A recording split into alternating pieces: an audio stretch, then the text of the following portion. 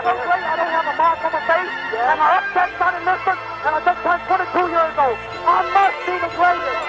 I told the world, I talk to God every day. If God's with me, ain't no matter, he'll get me straight. I shook up the world. I shook up the world. I shook up the world. I shook up the world.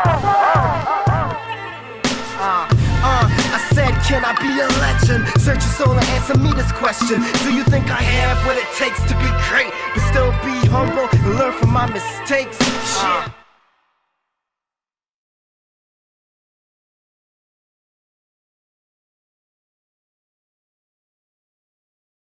Hashtag this just in. Yeah, we had to make a slight name change for some dude named Matt Skellerman, but whatever. We are here for you, unlike Mark Zuckerberg, though we have not gone. There's no Facebook, there's no Instagram, but you can always count on us. Before we get into week 4, though, you have a star-studded panel as usual. I mean, all these guys are almost like family, so maybe I shouldn't have to introduce them. But first, y'all, by now know Dwayne Marcus of the G.O.A.T Talk with Marcus. What's going on, Marcus? What's up, man? It's always a pleasure to be on the show. I feel like every time I come on here, though, it's after a team that I didn't think would do well does really well. I think Justin knows that, and he does it on purpose, but it's always a pleasure. No, I can't give away my secrets just yet. Steezy, what's going on, my guy? Yo, brother, man, Dwayne kind of said it. It's always a pleasure being on. And then to have Payton back, after a while, that's real cool. Always fun talking sports with Dwayne, and then with you, Justin. I mean, it's always a pleasure. So, thank you so much. Yeah, that will always get you points on this show, which is a round of horn. But yes, as Steezy A. Smith did mention, long-awaited return of Payton Doyle. It has been too long, Payton. How are you?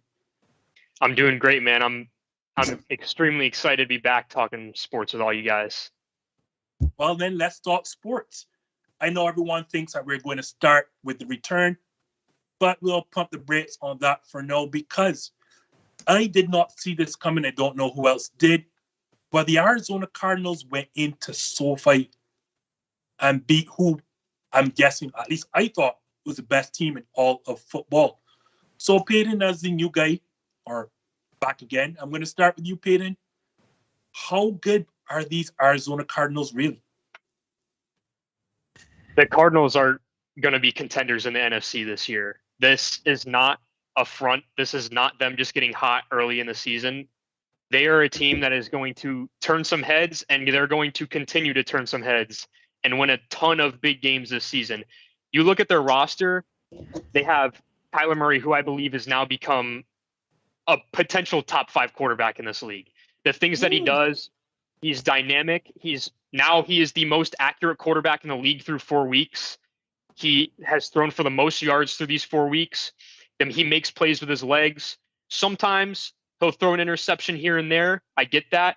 But Kyler Murray looks like a top 5 quarterback. Then you have a 2-headed monster in that backfield with Chase Edmonds and James Conner. You have James Conner, who could get the goal line carries, could get you a couple yards there as more of like the power back. And then you have Chase Edmonds, who's the dynamic receiver gadget guy who you could also line up in the slot sometimes. And then on the defensive side of the ball, that pass rush, we saw Chandler Jones get 5 sacks in week one, which was incredible. They're a complete team all the way around. And it seems like Cliff Kingsbury has now gotten better at coaching this offense and calling plays. So I think the Cardinals are going to be contenders from here on out. This was a statement win for them, no doubt about it. Dwayne Marcus, Payton now called your favorite head coach, Cliff Kingsbury.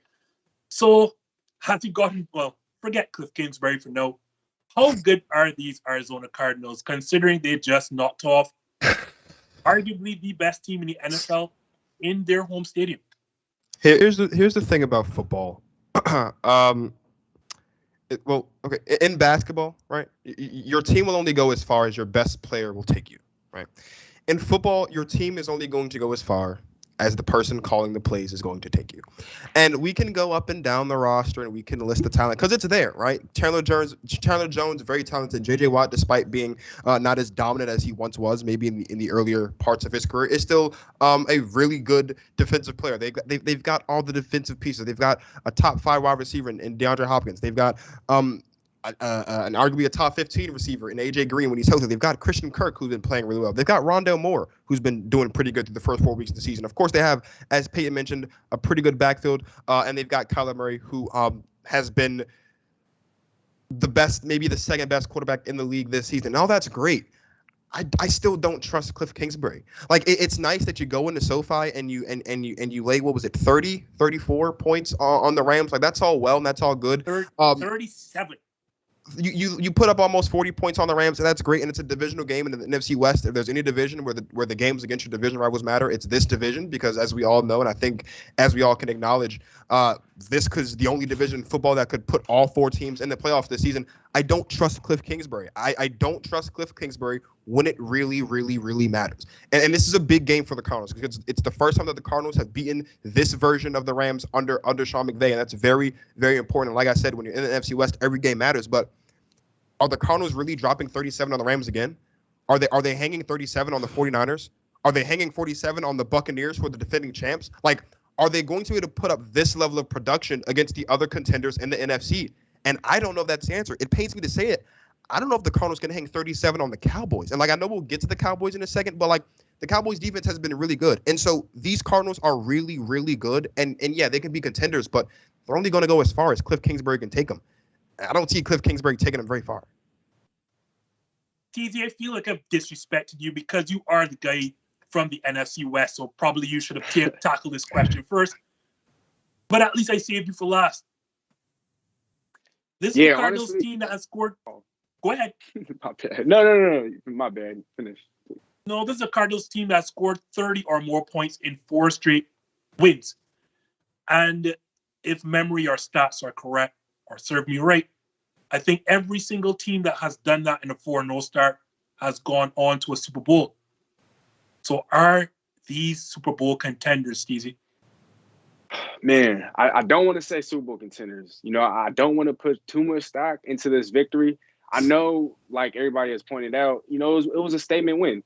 You know, this version of the Cardinals, like Dwayne mentioned, they've been the little brother. They've been the baby brother. And here they are finally, you know, getting that elusive victory over their big brother. And maybe we turn back or we look back in the regular season, we're like, okay, maybe this was that game in which they really showed everybody that they're actually contenders. And so I don't want to not acknowledge that part. I just feel like because it is a regular season game, you know, the regular season is still a far different crowd than the postseason.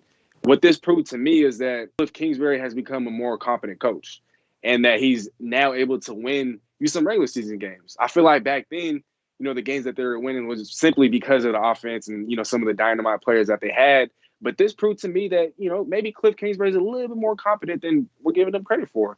And so he's proven that he can win regular season games. He's proven that he can devise game plans, make necessary adjustments, you know, put in the right players at the right times, put, you know, the correct players in the correct positions to succeed. He's proven to be more competent in those different aspects.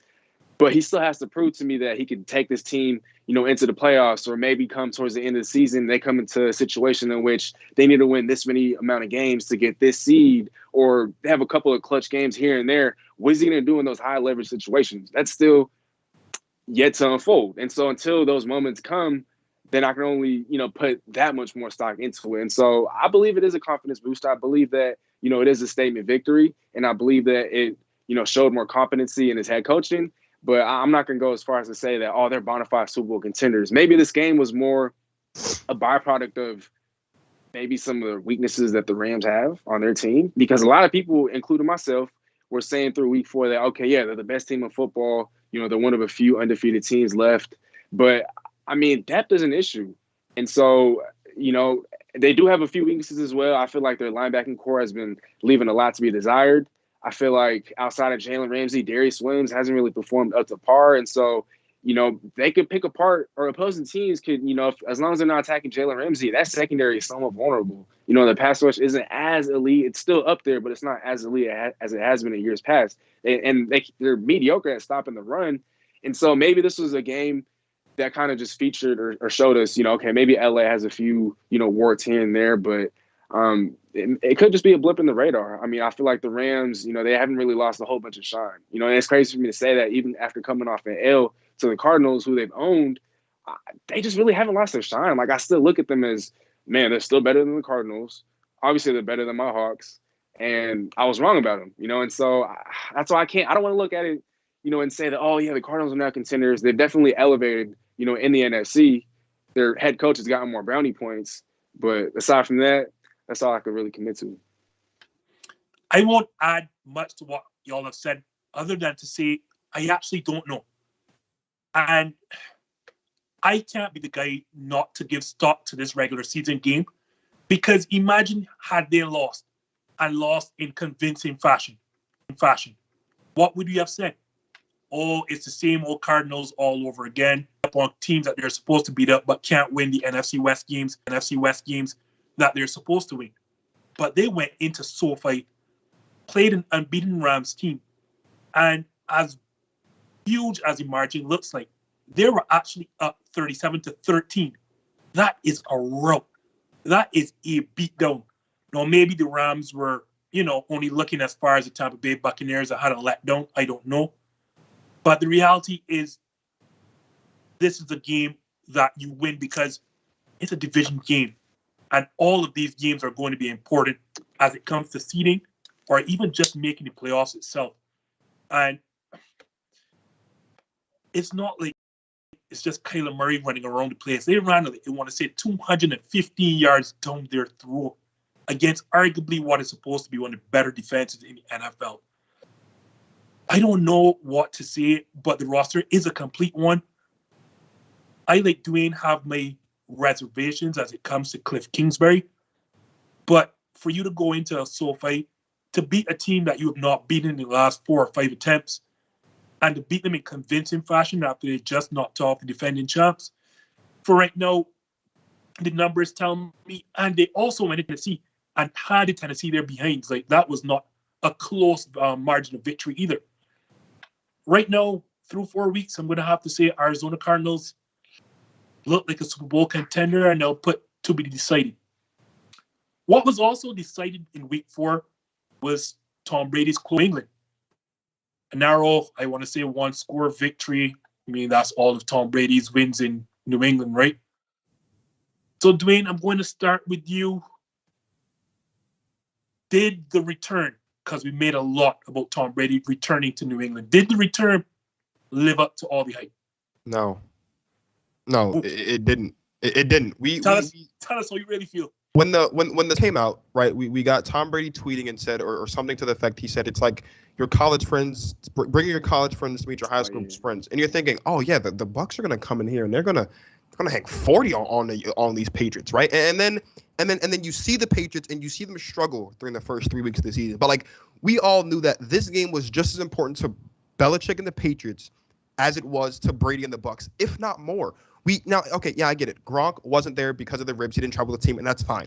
But this is still, top to bottom, a much better team offensively and defensively than the New England Patriots. Mac Jones outperformed Tom Brady in the house that Tom Brady spent 20 years building. Like let's think about that for a second. Like, everybody thought, everyone outside of New England, honestly, thought that the Bucs were going to go into Foxborough and completely dismantle the New England Patriots. Everyone thought that this was going to be the game that Tom Brady puts the Brady-Belichick debate to rest, and he didn't. This was, and yeah, he's got he's thrown for the most yards in NFL history, and he's now like one of 8 quarterbacks now to beat all 32 teams. Like, that's great, and that's good for him. But, like, they almost lost this football game, like, and it was all because Bill Belichick made probably one of maybe 5 in his career bad coaching decisions. Why you kick the ball? Why you kick a 56-yard field goal when it's raining and winding into the wind? I don't know. But if you go for it and you get a little bit closer, we're talking about a completely different situation where Bill Belichick, Mac Jones, and the Patriots beat Tom Brady in his homecoming. No, this game didn't live up to the hype, but what it did is it showed that the Patriots are a lot bigger of a threat in the AFC than I think we want to give them credit for, right? Justin, you spent much of the offseason crapping on Bill Belichick and the Patriots for spending almost $100 million because you didn't like it, because you're not that big a fan of spending that much money in the offseason. That's reasonable, because I'm not either. But this is a defense that has gotten better relative to last year, even. And if you can host the defending champion Tampa Bay Buccaneers with that offense and hold them under 20 points, I mean, the outlook is bright for the Patriots. And so while the return didn't live up to the hype that it did, the future for the Patriots this season in terms of getting back to the playoffs is a lot brighter than I think anyone expected. Same question, Payton. You would have had your expectations, but did the return match the hype? Yeah, I thought it did match the hype because I feel like the hype wasn't about the game. No one cared about the game. It was about the moment. It was about Tom Brady going back to New England and Foxborough and meeting up with his old buddy Bill Belichick and playing a close game. You know what I mean? And that's what it was. It was a hard-fought competitive game. The Patriots were only in it because of the great coaching of Bill Belichick because, you know, you have a rookie quarterback, you would say you would need a run game to try to have any shot at trying to win this game, right? Well, great. You ran for -1 total yards, which is the lowest in franchise history. And Bill Belichick still found a way to keep his team competitive in what was an extremely sloppy game and extremely sloppy weather. And I disagree with the call at the end there to kick the field goal at 4th and 4. I personally thought he should have gone for it. But other than that, it was a great coached game by Bill Belichick, and Tom Brady managed what he could on the other side of the ball. So it was exactly what we could have asked for. Tom Brady broke the all-time passing record in Foxborough as a visitor. It was an amazing night. I love that when Tom Brady walked onto the field before the game, they cheered during the video. And then when the game started, they booed because that's exactly what I feel like fans should do. Respect Tom Brady, but when the game starts, root for the Patriots. I thought it was a great night. The game was okay. It was competitive, but it didn't have the fireworks that we all wanted. Steezy, you would have had expectations. Did the return meet them? Look, I mean, I appreciate everything that you just brought up, Peyton, but you can call me greedy. No, not even close.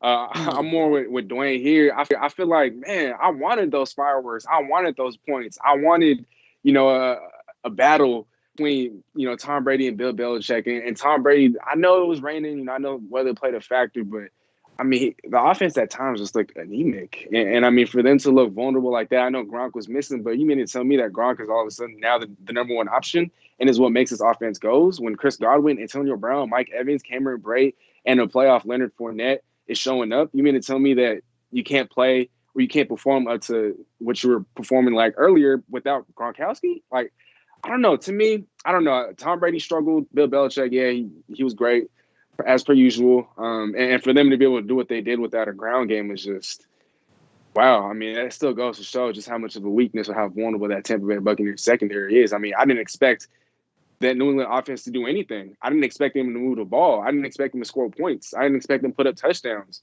I just thought that, that Vontae Buccaneers defense, even without, a reliable secondary, would come in and just, honestly, just whoop them. I was expecting a 30, 40-point blowout. I wanted to see it. I've always hated the Patriots, and I used to hate Tom Brady, but now I've kind of found myself rooting for Tom Brady. Like, I respect, him, and I used to never want to acknowledge the fact that he's the GOAT.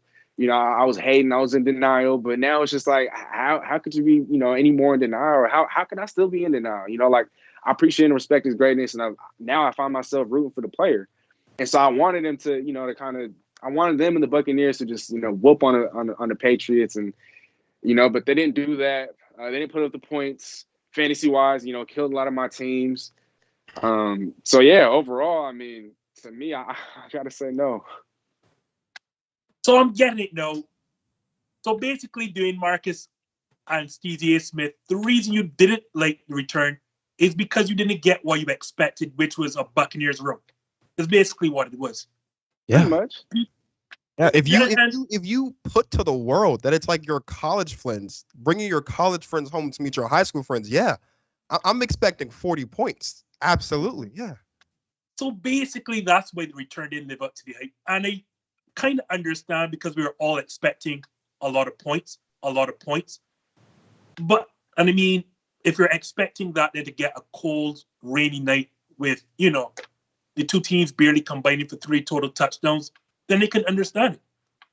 But what is better than to see in primetime television two teams duking it out, like ugly looking offense, yeah, sure. But imagine how that game would have looked right a blow from the first half.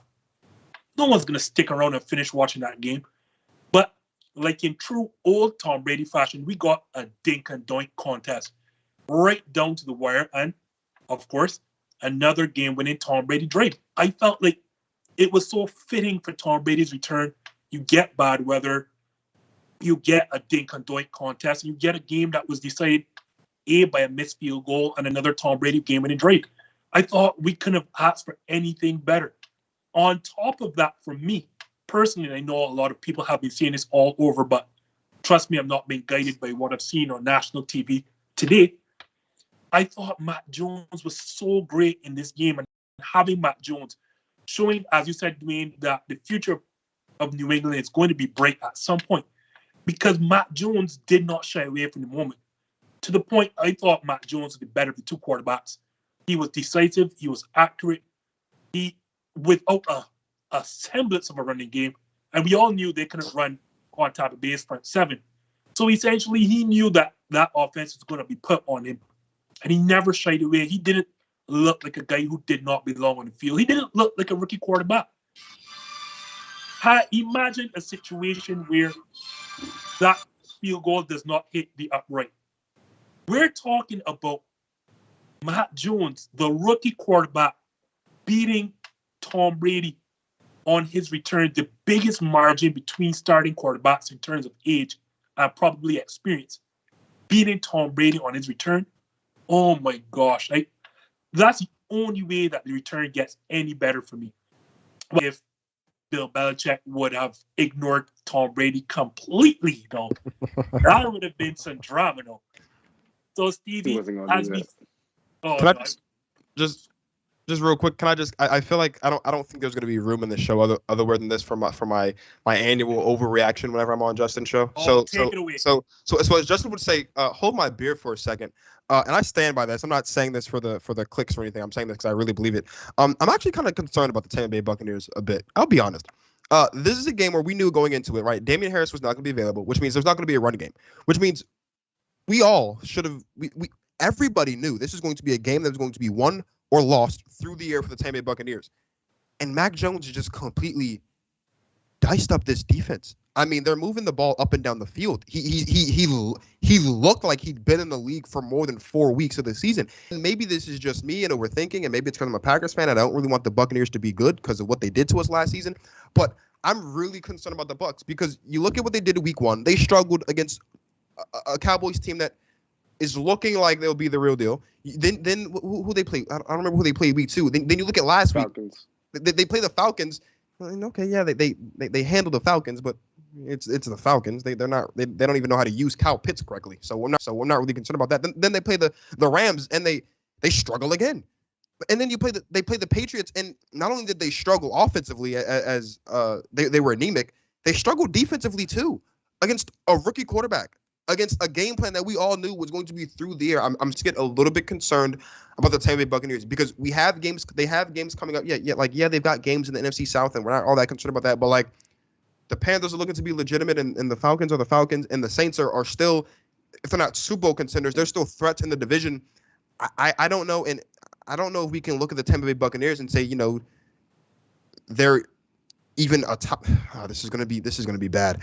I don't know if we can look at the Tampa Bay Buccaneers as a top 3 team in the NFC right now. I really don't know. I really don't, because despite the loss, I still think the Rams are the best team in the NFC. I think the issue with the Rams, they were just shocked, I guess. I don't know, and I don't think Sean McVay was out-coached. I think there was just a level of inability to execute the plays on the field, and I think that's the issue. When they play again, they're not hanging 40, and they're definitely not losing. I mean, the Cardinals are the Cardinals, but like the Cardinals have looked better than the Bucs through 4 weeks, and it's not just because they're 4-0. They've just looked better. I mean, the Packers. It's going to be weird to say this. I'm a Packers fan. Despite getting blown out week 1, I guess that's kind of a demerit on their record. But like, they still look better than the Bucs. I don't know. I think there's a lot more. As Steezy said, I think there's a lot more questions than answers for the Bucs this season, and it's not because of Tom Brady, but it's because there is a lack of depth. And last season it didn't matter because they didn't win the division, and they kind of just like got there on the merits of Tom Brady alone. But like, there's a target on their back now. I don't know if they're going to be able to just get by on Tom Brady alone this season. I don't know. Just remember again, and I mean, I share your concerns, but they are going through a lot of injuries in that secondary, and it is still week 4. I mean, I do share your concerns, but just remember last season that team started 7-5 and never lost another game. Huh. But there was more drama on the field. I mean, and I want to shout out to the Warzone Sports Network duo of Joe Scordo and Brian Bolster, because they did come on the show last week and predicted correctly that Bill Belichick and Tom Brady would have met at midfield, and that meeting would have lasted less than a second. I don't know why everyone is on their networks like showing this big hug. They had to slow that down. Like, this is dramatic slow motion to make sure to get the hug, because it did not even last 1 second. Yeah. So, Steezy, both men have since tried to make it feel that the beef, the relationship, the drama between the two is extremely overblown and they're cool, they're buddies. But Steezy, are you buying that? Is the beef really real? Yeah, I feel like it is. You know, honestly, I feel like it is. You know, they're trying to show us, or they're trying to tell us that it's not. Obviously, that's what you do when something is real, but you're trying to conceal it and you don't want everyone to know about it. You try to act as if, you know, it's not a thing. And so I think it's real, but I don't, at the same time, on the same token, I don't believe that it's, you know, reached, you know, super high levels of tension. Like, they're able to, let's say one of them was to go to dinner and Tom Brady was to see Bill Belichick across the table, and he's like, wow, you know, I haven't, you know, it's been a while since I've seen him, but I don't think that, you know, he'd want to start a fight or anything. I don't think, you know, it's reached that much in terms of tension or animosity, you know, but I do think the beef is real, just because, look, I mean, you're Tom Brady, and, you know, Bill Belichick never treated you any differently in your, you know, any of your final years there, as his trainer, Alex Guerrero, pointed out in his book. He just, you know, he treated him like, look, I'm not saying that he deserves better treatment over any other player or whatnot, but I'm just saying, like, you know, he was a 40-year-old, and he didn't have to practice every single day to the same extent that, you know, the rest of his teammates did. He didn't, you know, he deserved maintenance days off. I mean, certain teams do that with their players now. And so, I don't know, just the falling out, I mean, that's why I believe that Tom Brady has this, I guess, beef towards him, but it's not as big as everyone's making that to be. I just feel like, yes, the beef is real, but, you know, look, they're both very, very prideful men, and yeah, they'd rather not share it with the rest of the world. Exaggerated or real, Payton? What do you think of the reported beef between Brady and Belichick? I think that it's vastly exaggerated. I don't think that there's any beef. I think that they spent 20 years together, and they all had this. They had so much success together, and the thing was, it just went stale. It just went sour. It just went bad, and it was better for them to just split up. I mean, I don't think that they don't like each other. I feel like they definitely met up after the game. I don't know if that actually came out, but they definitely met up after the game. There's no way that Bill Belichick just said, you know, hey, or a good game to Tom Brady for a second and then left. That didn't happen. Bill Belichick's a professional, and Tom Brady and Bill Belichick, they still have love for each other. Like, they still respect each other. They still want each other to do great, as long as it's not against them, of course, because they're two competitive men. But I don't think that there was any beef between them at all. I think that Bill Belichick wasn't going to make a big scene about it. He wasn't going to make a big deal about it, because it would be wrong for his team of right now, right? If he was sitting there talking about Tom Brady all week, and instead of preparing for the game. So I think Bill Belichick and Tom Brady, they definitely met up after the game. They talked, and, you know, then that was that. It wasn't a big deal. I didn't think that there was any beef between them, even when Brady left. So yeah, I don't think it's beef. I think that it's blown out of proportion for sure. So before I get your answer, Dwayne, yes, let me put it out there. It has been reported, or it was reported today, that it was Belichick who reached out to him and said, let us meet up after the game. He went into the Tampa Bay Buccaneers locker room for about 20 minutes alone with Tom Brady. So that is indeed a fact. That did happen. But Dwayne, do you think that reported beef between the two men is real, or is it another thing where the media blows it up for storylines? The beef isn't real, but the chip on Tom Brady's shoulder is so real. Like when we're saying that this started 4 years ago. Tom Brady's 40, and this is when we all first started saying, like, I don't know if Tom Brady can make it to 41 or 42. I don't know how much. I mean, this is when we got the ever so iconic Max Kellerman, he's going off a cliff thing. Like, this is when the world is like, yeah, Tom Brady's done. And if we're saying that 4 years ago Tom Brady got vibes that Bill Belichick thought he was done, oh yeah. The chip on Tom Brady's shoulder is humongous. It's about the size of an iceberg, and it's about the size of the iceberg that sank the Titanic. Like, because that's big. If there's anybody that's going to doubt you, it can't be your coach. It just can't be it can't be your coach that thinks, oh yeah, he's done too. And if Tom Brady felt that then yeah, the chip is real. And Tom Brady's always, not that he's ever needed a chip on his shoulder, because we all know when Tom Brady's got a chip on his shoulder, he's going to go and he's going to do some crazy things. That's why he's a 6-time Super Bowl champion. The biggest chip he ever needed was being drafted in the 6th round. So anything else is just watch out world. But yeah, the chip on Tom Brady's shoulder is definitely real. If let's be honest, if the beef was real, I don't think Bill Belichick would have answered any questions about Tom leading up to the game. I don't think he would have really said how much he valued Tom. I don't see Bill to be a liar. I don't think he would have got on in front of the press and be like, oh yeah, I love Tom and I'm very grateful for Tom. If the beef was really real, he wouldn't have said that. Like we're talking about Bill Belichick here, who like probably tells reporters to shut up. Like, he wouldn't have said that if he really felt that. And they definitely wouldn't have hugged for a hot second. I don't know if that's the best example, but a hot second at midfield. I mean, it wasn't that big. It wasn't that long of a hug, but it was a hug nonetheless. And they definitely would have talked it out for 20 minutes after the game. So the beef isn't real, but the chip on Tom Brady's shoulder is real. And I think that Tom Brady is still at a point in his career where he thinks and he knows that he can go out and he can produce and he can win championships. He did it last season, and the whole reason he left was because he didn't think that he could win championships and still be his best in New England. It wasn't personal. It was simply professional. And so, yeah, no, the beef's not real. Like, they'd probably go out to dinner. They won't sit next to each other, but they'll talk to each other.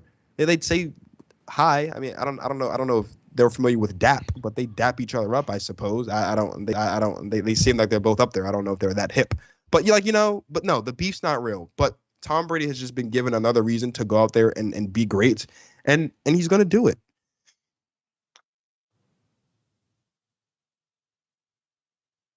I can't believe I'm going to be happy the one on my own show to be quote unquote exaggerating a bit, but I do believe the beef is real.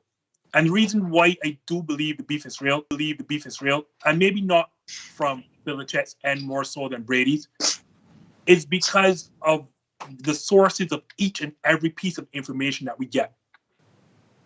When we were told that there was a chance that Garoppolo would have been traded, and Bill was not about that because Bill wanted Tom to leave, and Robert Kraft stepped in and squashed that. That was a report we were told. Who was the person who confirmed that report was true? Robert Kraft. When we found out, or you were told, that Brady didn't like how he was treated by Bill Belichick, that he was treated no differently from a rookie, and that it continually warned on him over and over the years, 20 years. Who told us this, or who confirmed this story? Alex Guerrero and his father. It's his personal longtime trainer. Yes, Alex Guerrero has an axe to grind because Bill Belichick would have kept him away from the team and blah, blah, blah. But I have to believe his father, because I know y'all must remember when a kid asked Tom Brady at a couple Super Bowls ago who indeed was his hero. He didn't say Joe Montana. He didn't call somebody from the Marvel Cinematic Universe. He said his father. So I have to believe that if anyone knows him and is willing or able to speak for him, it would be his father. When we found out that Tom Brady left New England and Bill Belichick refused to see him in person when he was leaving, and that goodbye was sent over the phone, who did we find out this story from? Tom Brady himself. All of these stories we are finding out about the Brady-Belichick beef are coming from the people in the situation. These aren't reports that we're hearing from this person that's on the outside. We're not hearing this from Mike Reese. We're not hearing this from, I don't know, who is the, I'm trying to blank here, but we're not hearing this from people on the outside. We're hearing this from Brady's most trusted sources and Robert Kraft himself. Now imagine you are working for a company who had no prior success to you, or prior to you had no success, and you give them 6 Super Bowls, and your head coach does not think you are the guy anymore and wants to move on. Because furthermore, now I don't know how true this is, we've come to find out that Tom Brady was eyeing to end his career in San Francisco, and San Francisco said, no, thanks, we're good. And Tom Brady's reported response is, wait a minute, you are ignoring me for that guy? That guy would be Jimmy Garoppolo. That wasn't just Jimmy Garoppolo. Pardon me? that Tom Brady said that on his episode of The Shop when he was in there. Now, Exactly. he didn't say it explicitly, but he implied, yeah. He did say, we don't know who the quarterback is, but I can assume it is Jimmy Garoppolo. Yeah. And he said, you are ignoring me for that guy? Well, that guy would be the same Jimmy Garoppolo that Bill Belichick was looking to move on from. No, guys, this beef is real. When you have a situation where you work with a guy for over 20 years and you don't even see him out through the door personally, when you don't return his messages, you don't meet him before the game. No, granted, I will say this. I give Bill Belichick and Brady props for downplaying the situation and actually meeting afterwards. I think that the relationship is a lot better now because they've spent a year apart. But these things that we keep hearing are coming from the source. This came from his father, his personal trainer, and Robert Kraft.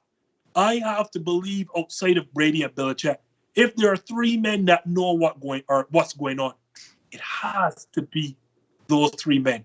But again, I'm a sports journalist, so I like to beef up stories too. The thing about the beef, though, and this is something that I think we kind of gloss over. This was probably like this is probably the most hit sports return like ever. I mean, this was more anticipated than KD's return to OKC with the Warriors. This was more anticipated than LeBron's return to Cleveland after he left for the Heat the first time and the second time when he left to go to LA. I mean, like this was one of the, so the relationship is sour. I would say that the relationship is sour.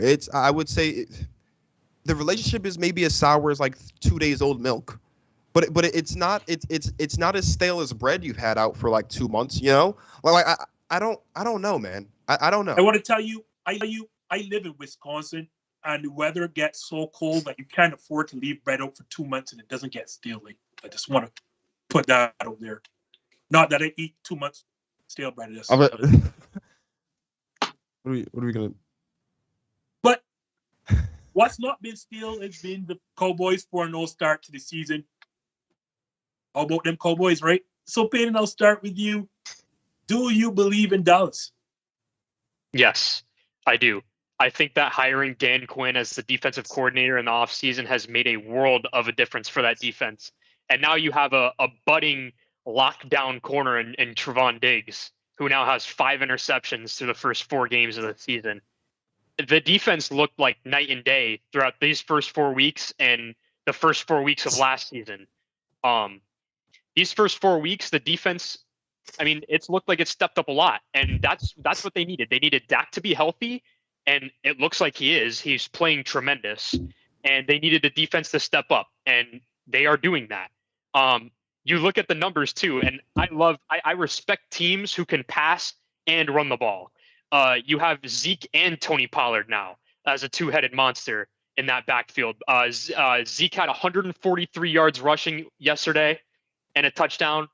Pollard had 67 yards on 10 carries. So you have a run game. You have a balanced offense. You have plenty of weapons to throw the ball around to. Mike McCarthy has won a Super Bowl. You have Dan Quinn, who has won a Super Bowl as a defensive coordinator.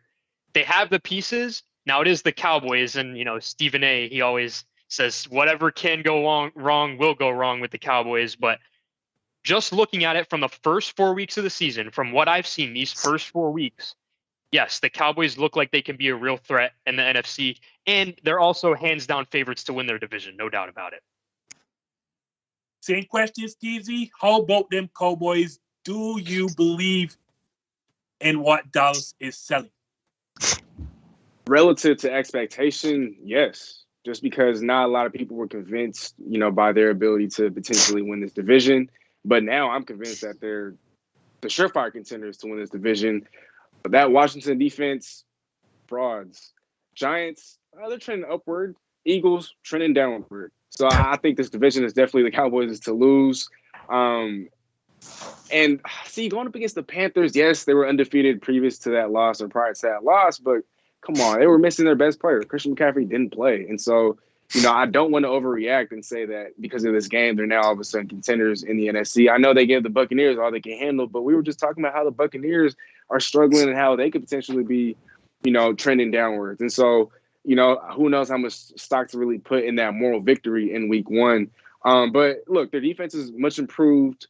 They don't have to rely on Dak to win every single game, as was evidenced by their victory over the Chargers. I mean, before we used to think that Dak had to throw for 400 plus yards. The receivers, Amari, CD. And I know he's gone. He's out right now, but Michael Gallup. We used to think that their passing game had to throw for 400 yards each and every single game.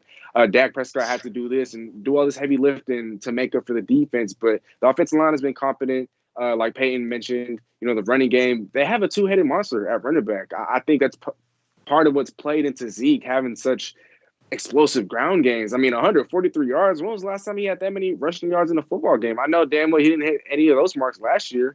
And so, I mean, for him to be that effective, it has to be helped by the fact that he has not just a reliable and competent number two, but a guy who could serve as a 1B, a la Nick Chubb to Kareem Hunt or Kareem Hunt to Nick Chubb. And so their offense looks a lot more versatile. They're missing, some weapons on offense, and yet they're able to make up for it with the newfound ground attack. With an emphasis on the ground attack. Dak Prescott's been efficient as ever. Only threw for 188 yards, but he had 4 touchdowns. And so, he's out there throwing darts, directing this team.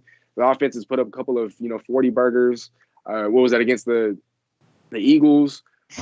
Actually, no, one 40 burger. I'm tripping. But no, the defense is not the worst in football. And so, you can only ask for so much after, a year in which they finished, 30th or 31st in almost all defensive categories.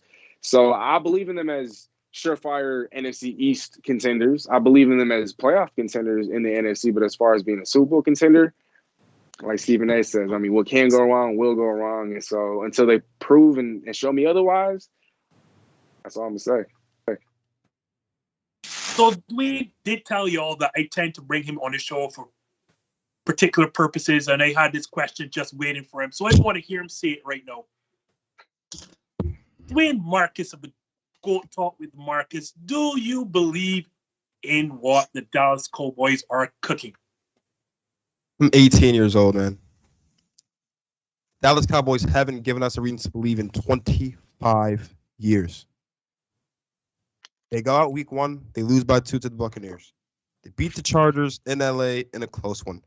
They blow out the Eagles, and then they beat the Panthers. I mean, let's first of all, the Chargers, the Cowboys got bailed out against the Chargers so many times. I mean, because the Chargers were moving the ball up and down, up and down, up and down the field all game. So I'm not really concerned about a 2017 victory. But you get a victory against a good football team, fine. You think I care that the Dallas Cowboys dropped 40 on the Philadelphia Eagles? The Philadelphia Eagles? Miles Johnson cares. They beat them 41-7. I mean, yeah, the score was 21, but like the Eagles, they scored a touchdown late, and then how many times do we see a fumble in your own end zone recover? Like that just doesn't happen. So it was really 40. The Eagles did one thing by themselves. They scored one touchdown on their own. So yeah, it's 41-7.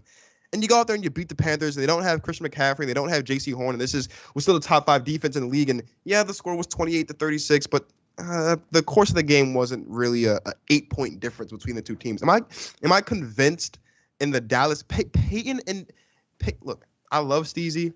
I love Payton. I love you, Justin. I know you're gonna say it too.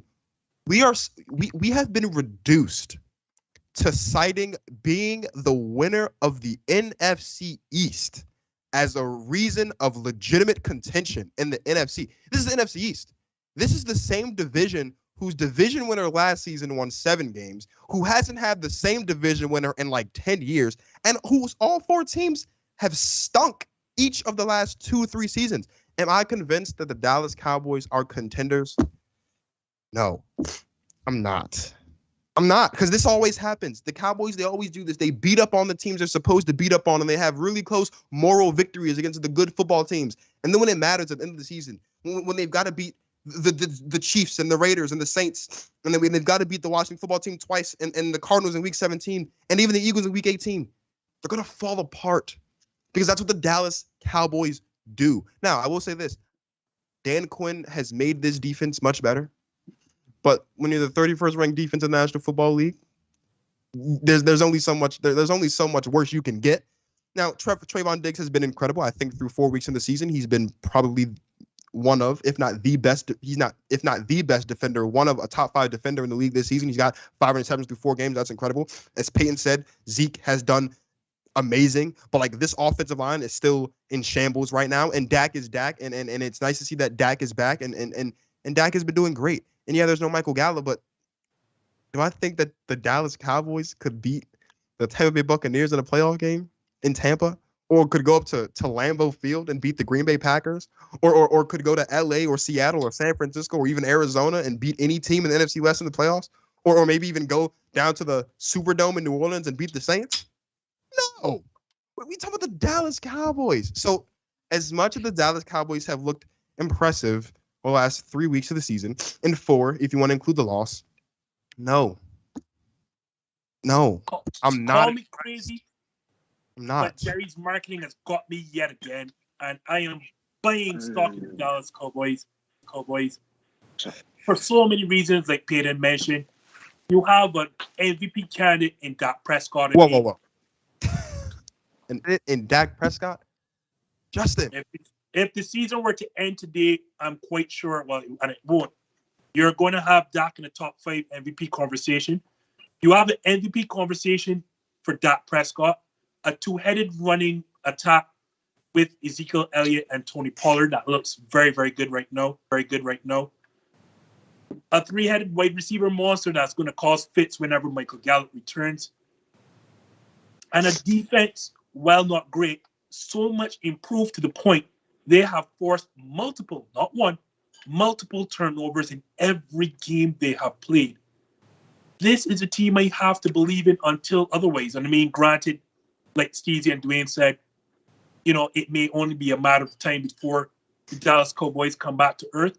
But as I told you on your own show, Dwayne, the reason I like these Cowboys, I have to put them in the driver's seat for the NFC's only bite, because they have the rest of the NFC East to play. And by God, is the NFC East so bad. And like their quarterback alone puts them far ahead of everyone else in the NFC East.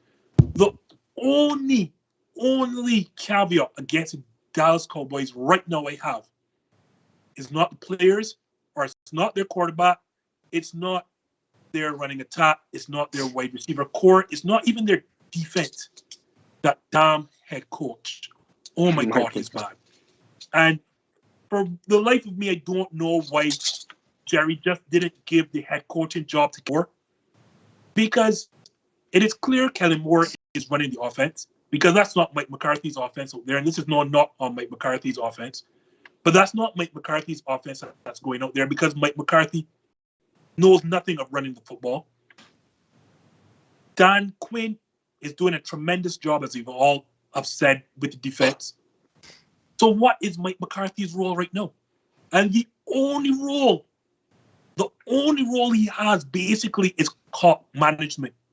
And in 2 of the 4 games he has been in so far, Mike McCarthy have not a clue still to this day how to manage late game situations.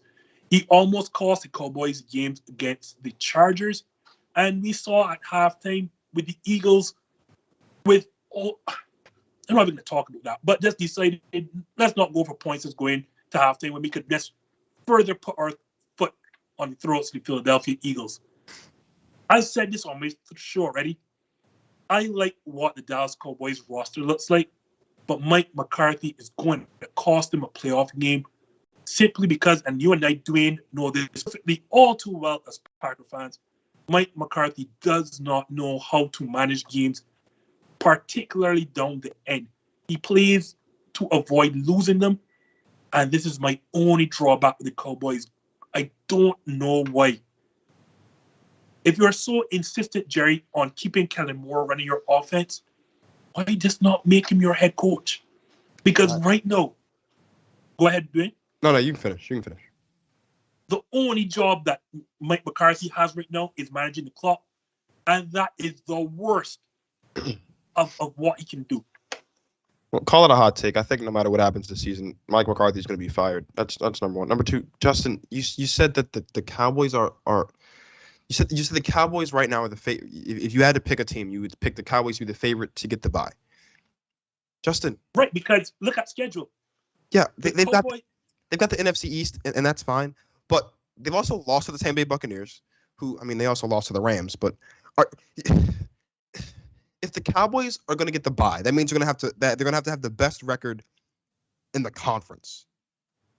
I don't see the Cowboys having the best record in the conference, even with them getting 5 wins spotted in the second half of the season. I just don't. They'll get 5 extra wins, and that's it. First of all, I think it's against my religion as a Packers fan to say anything nice about the Dallas Cowboys. And so maybe that's why a lot of my family and my friends think I hate them. But I don't. I mean, this is a great team, but you said it best. Mike McCarthy stinks. I don't know why he's on the sidelines. He might as well just be a glorified water boy at this point because he ain't doing anything. The Cowboys are going to collapse. And you can call me Stephen A. Smith if you want to. And I don't have the cigar in my mouth. I don't have the hat on. But what can go wrong will go wrong. I will come back on this show after the Cowboys play the Chiefs. If the Cowboys beat the Chiefs, fine. You can have it. But when the Chiefs dismantle the Dallas Cowboys in their game, I will come on this show and I will tell you I told you so in as many ways as I can. Because this is not convincing. This is not a team that they're 3-1, but this is like not convincing at all. They should be 2-2. They should be 2-2. Really, they should be 2-2, and they've got a very easy schedule because they were 3rd in the division last season, and maybe that's why we're all talking about how great they are. But it's the Cowboys. We haven't had a reason to believe in Cowboys in 25 years. 25 years ago, I'm quite sure the only person on this show that was alive was Justin. Yep, pretty much. What I was are you alive talking for those about? 3. I was alive for those 3 titles from the triplets, Troy Aikman, Emmitt Smith, and Michael Irvin. I did see them play. We were talking about last time the Cowboys were relevant. My dad had an afro. Nah. The Cowboys, contenders. Your mic is muted, Steve. Man, I'm tripping. I know. I wanted to ask before we move on. So, at head coach, who would you guys rather have? The one and only Mike McCarthy, Cliff Kingsbury. I'll throw it to y'all.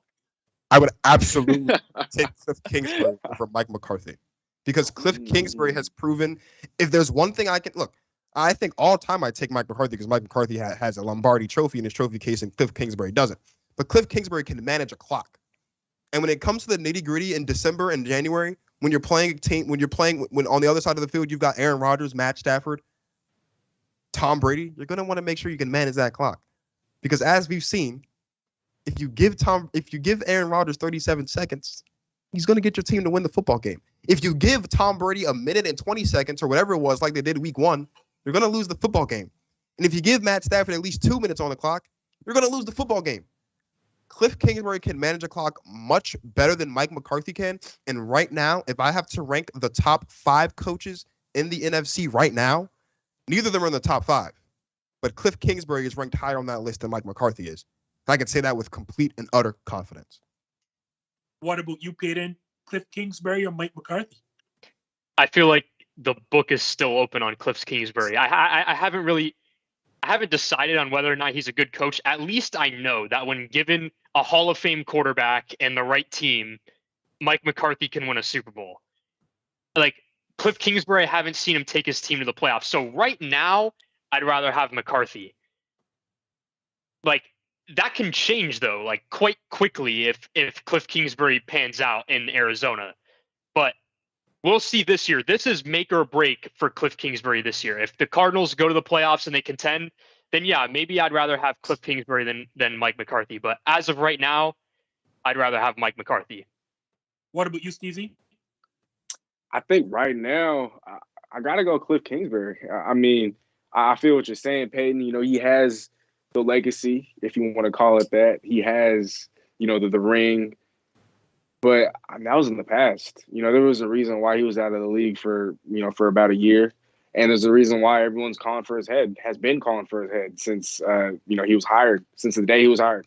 And so maybe he's learned, from his disastrous final couple of years with Green Bay, but he just really hasn't shown us that just yet. I mean, maybe if Dallas goes on a run this year, and they start winning some playoff games, they start not disappointing, then I could, kind of give him more of the benefit of the doubt because of the resume he's built up. But I'm a Dwayne here. I mean, Cliff Kingsbury, and like I mentioned earlier in the show, I feel like he's just shown a lot more of being a more competent head coach. He's doing some of the things that we thought he couldn't. Now he's starting to win regular season games with any sort of implications. Mike McCarthy is still making these boneheaded decisions and whatnot. And so maybe if you were to ask me this question, when Cliff Kingsbury first came in and, Mike McCarthy was still kind of there, I'd go with Mike McCarthy, but I feel like right now, if I want to win a championship this year, or if I got to go with the head coach who I feel like is giving me more of a chance to win this year, it got to be Cliff. And two, just before Justin jumps in here, Mike McCarthy won one Super Bowl with a bona fide Hall of Fame quarterback who he had for much of his prime. Now, Dak Prescott can get into the Hall of Fame eventually, I'm sure. I think he's got a lot of years ahead of him. He'll get there. Right now, Dak Prescott is not on Aaron Rodgers' level when Mike McCarthy had Aaron Rodgers. And if Mike McCarthy could only win one Super Bowl with a Hall of Fame quarterback who was a Hall of Fame quarterback when he was coaching Aaron Rodgers, why would I think Mike McCarthy could get Dak Prescott a Super Bowl? Like, why would I think that? Why would I think that? I know if you ask me right now, would I take Mike McCarthy or Cliff Kingsbury? I'm a coach a damn team myself. I'm a coach it myself. So Dwayne likes to say whatever can go wrong in Dallas will go wrong. But a lot of things went wrong for the two teams that played a pair of New York teams, and that being the Saints and the Titans. So Steezy, I'm going to start with you. Which upset this weekend was the most surprising for you? We've been talking about the Cardinals a little too much, so I don't want to, talk about them any further. I'm actually going to change my pick. I was going to talk about the Cardinals, but I'm going to go with the Giants. I feel like with the Saints, I thought they were semi-legitimate. That this time they actually had, more of their assistant coaches, back. They had a lot more of their roster as opposed to what happened in week 2 when they had a little COVID outbreak amongst their players. I think they were second to Baltimore at that point in time in terms of total number of players on IR. But since then, they've gotten back some of those guys. I know they're still missing Michael Thomas, but, I mean, last time he was on the field, he didn't look particularly effective anyway. So, I don't know. I mean, for New York to come in and do that, Saquon, is he back? Danny Dimes, again, he had a pretty okay game, a decent game against what I thought was an elite defense. And so for New York to come in, I mean, and get that victory, I was betting on New Orleans. And here they are letting me down. I just thought that there was no way they were going to lose at home, coming off a loss to New England. Or, yeah, they did lose to New England. Yeah, coming off a loss to New England. I thought they were going to bounce back, against a winless team like the Giants. No, they beat New England. Oh, excuse me. Okay. Yeah, so coming off a victory over New England, I just didn't think that, they would lose at home to a winless team. I mean, there was just no way that was going to happen on their home turf. And they fell flat. I know they lost in overtime, but to let the Giants defeat you, I mean, that's arguably the worst team in the NFC least. And so even if Saquon is back, even if Danny Dimes is doing his thing, I mean, that doesn't say much. And so I was really shocked. Like I said, I had money on the Saints, and I thought it was going to be a fairly easy game. And I expected New York to remain winless, and here they are after a couple of weeks with a chance to win the division. So that was my shocker of the week. Peyton, what was the shock of the week for you? The other New York team winning in the other overtime game, the New York Jets beating the Tennessee Titans in overtime. I understand that the Titans were injured and they lost Julio and they didn't have A.J. Brown offensively. And I understand that that defense really can't stop a nosebleed. But Zach Wilson, we all know that I was not very high on him coming out of college. Me and Justin had many of debates on Zach Wilson. I was not high on him. In his first 3 weeks as a starter in the NFL, he struggled, and he struggled really, really bad. I believe he threw 2 touchdowns and 7 interceptions in his first 3 starts. He was actually, I mean, he was horrendous. And I remember after they lost in week 3, I was thinking, oh my goodness, give it a few weeks and we're going to be having the same conversation with the Jets as we did last year. And that is, are they going to win a game this year? Are they going to win a game? Can it happen? Will the Jets win? And well, Zach Wilson, he put the team on his back. He really did, throwing for almost 300 yards, 2 touchdowns, only 1 interception, and he made a couple of big plays down the stretch. And I mean, he made one huge, I mean, I think it was like a 54-yard touchdown pass to I think it was Corey Davis. I mean, that just showed off his tremendous arm talent right there. And I was extremely impressed with Zach Wilson, and that surprised me that they were able to upset the Titans this weekend. Same thing, Dwayne. What was the biggest upset in week 4 for you?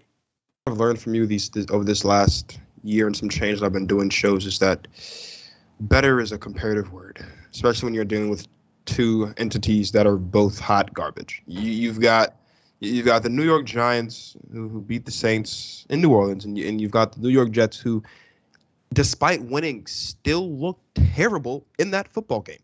Like let's not be nice to the New York Jets right now. Yeah. Zach Wilson threw for 300 yards on what is a terrible Titans defense. He did still throw an interception, which brings his grand total to what? What is it? What is he, 4-8 now in terms of touchdown to interception ratio? Like, he still played terrible through the first month of the season. This team still stinks. And if it weren't for a missed field goal, we'd be talking about a tie, which for the Titans to tie to the Jets, I think that might be worse than them actually losing to the Jets somehow. So which one's more surprising? It's the Jets, because the Jets have been the worst team in football.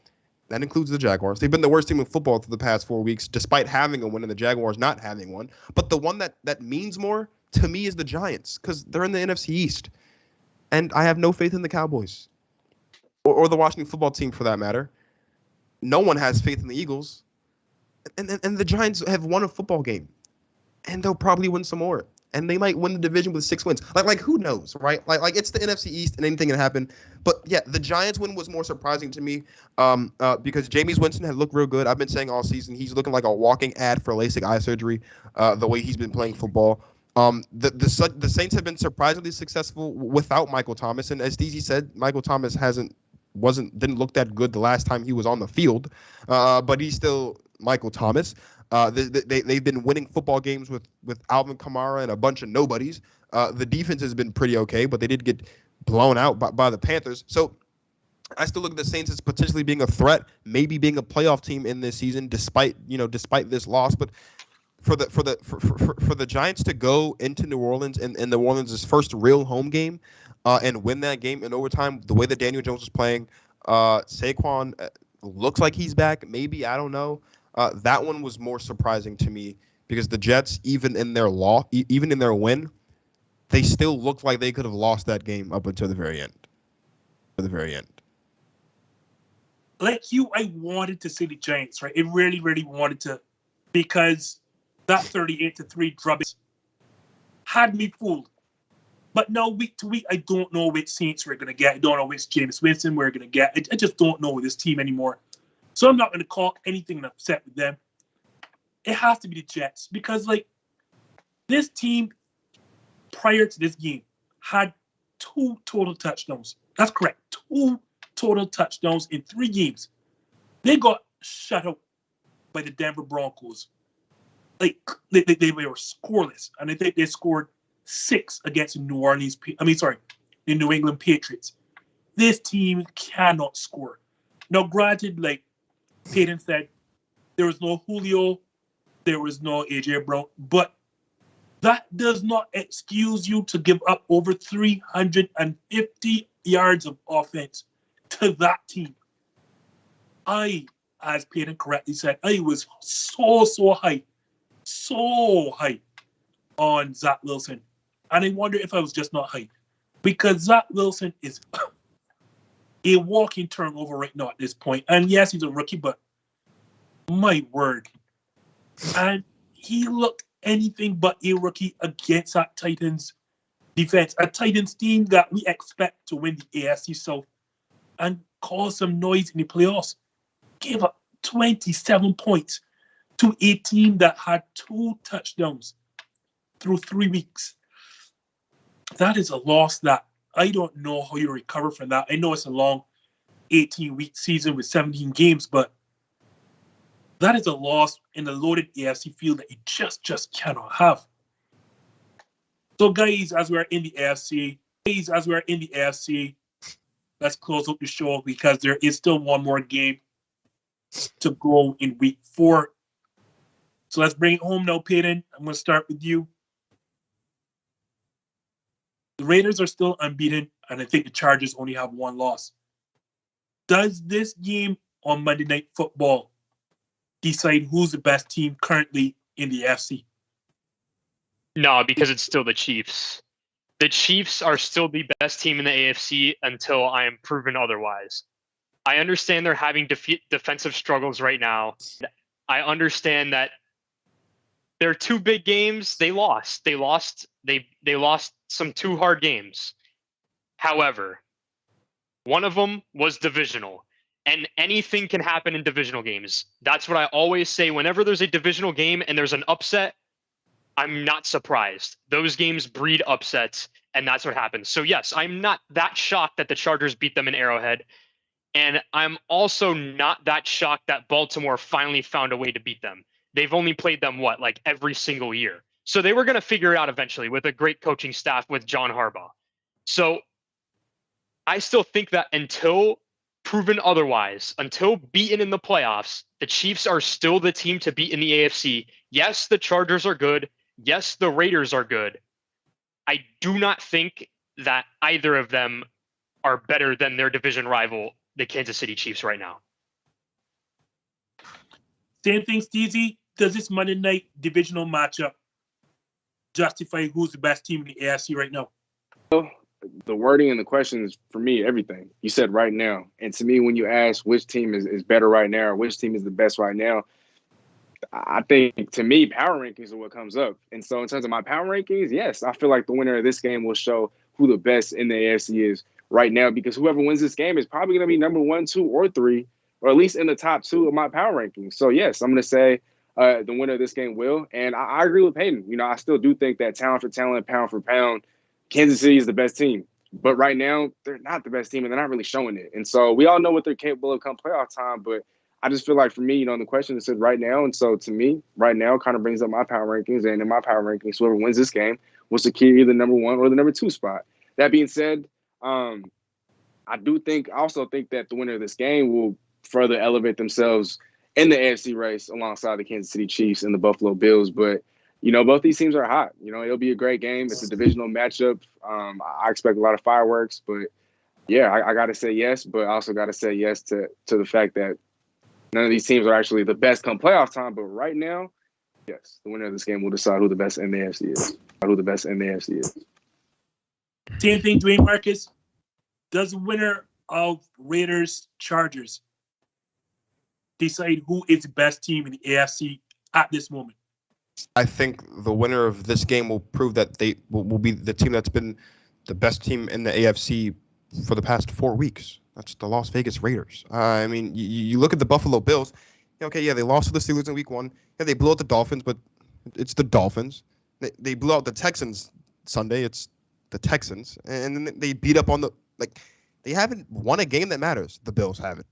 You look at the Ravens, and the Ravens have lost to this Las Vegas Raiders team, and they did beat the Chiefs, and that's a good one for Lamar and the Chiefs. And the Ravens, because as Payton said, they've played them every year, but we all knew that eventually the Raiders were going to get one of their losses back on the Chiefs. The Chargers have played great.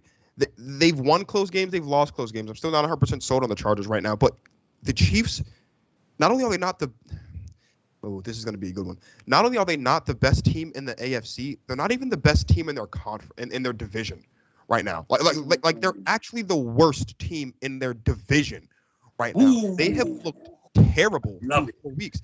They've looked absolutely terrible. I mean, they've got 2 wins and they beat up on the Eagles, and it's the Eagles, and they beat the Browns, and that's a good one. But they look terrible. This has been the worst start for Kansas City since Patrick Mahomes has been the starter.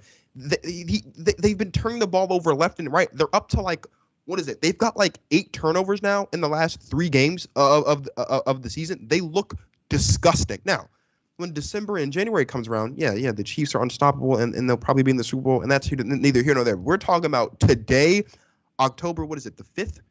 It's the 4th today, October 4th, 2021. The winner of this game is not only going to be the best team in the division, they're going to be the best team in the conference, and it's not even going to be close. I mean, these are the 2 most complete teams in the AFC right now. These are the 2 teams that have played 60 minutes of football against decent competition through the first 3 weeks, almost now 4 weeks of the season. But yeah, the Chiefs. Yeah, I like the Chiefs. I love Patrick Mahomes. I love Travis Kelce. Tyreek Hill's great. I love me some Big Red. Andy Reid is great. He's the first coach in NFL history to have 100 wins with 2 different franchises. But the Chiefs have stunk up September. They've looked disgusting in the first month of football. So yeah, whether it's the Raiders or the Chargers, and I've got my pick on the Raiders because I just like the Raiders. Yeah, they're going to be the best team in the AFC by a mile. By a mile. I saw Payton's reaction, and I will say this to heap some more trash on Kansas City. Like, there are legitimate problems in Kansas City right now. And at some point, I expect them to get over that sloppy play. They are not stopping anything.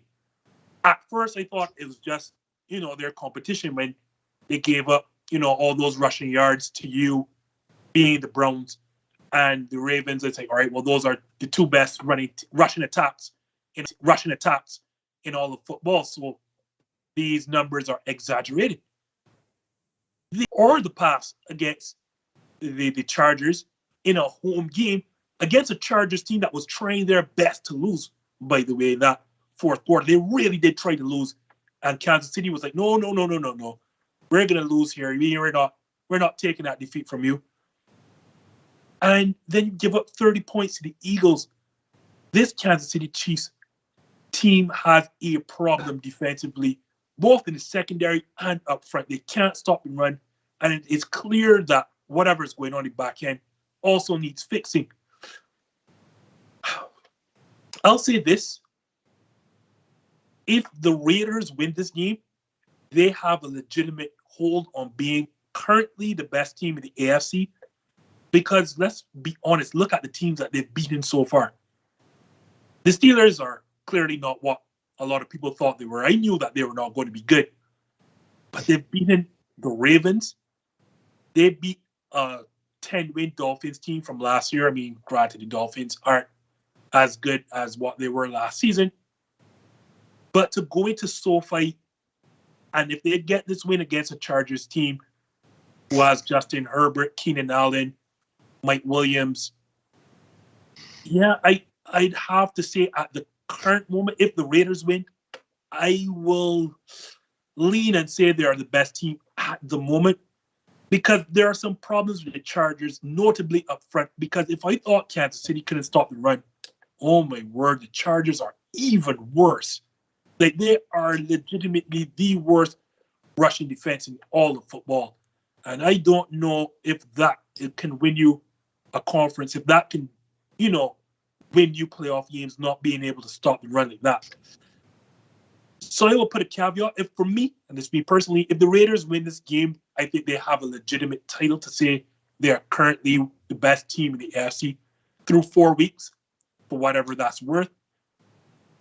But I'll say no, because this is going to sound bad. I like the Ravens, and they're going through a litany of injuries.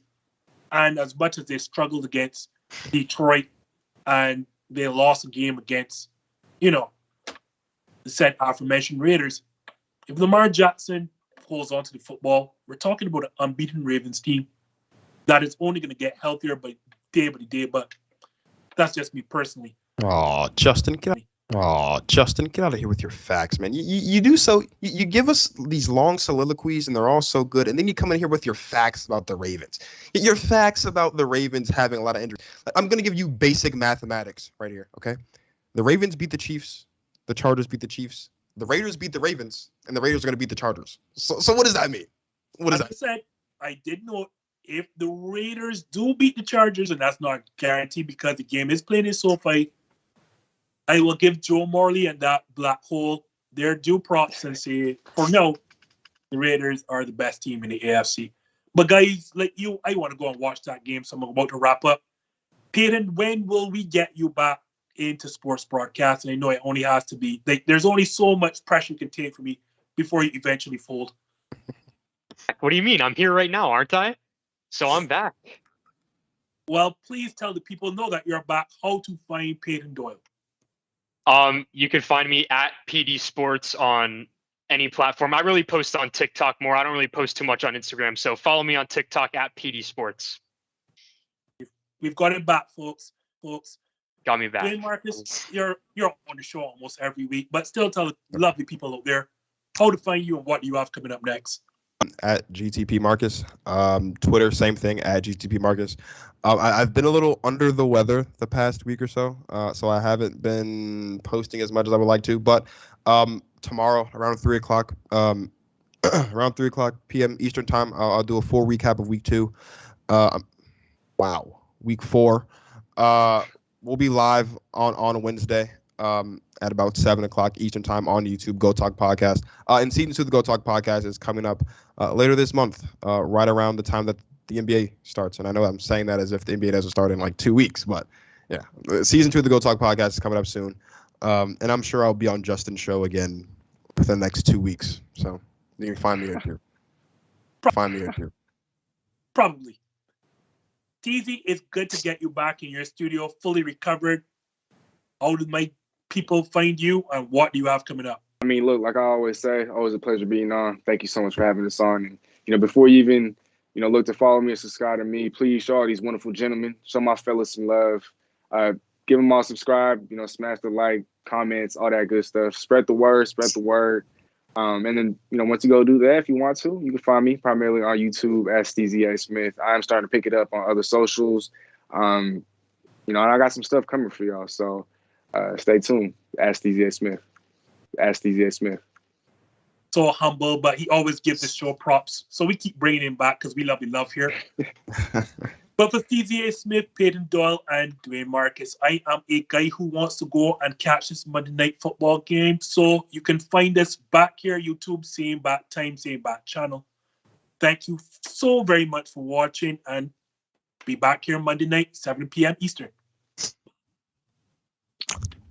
I don't have a mark on my face, and I upset Johnny Liston, and I just turned 22 years old. I must be the greatest. I told the world, I talk to God every day. If God's with me, ain't no matter if you're just the same. I shook up the world. I shook up the world. I shook up the world. I shook up the world. I said, can I be a legend? Search your soul and answer me this question. Do you think I have what it takes to be great, but still be humble and learn from my mistakes? Shit.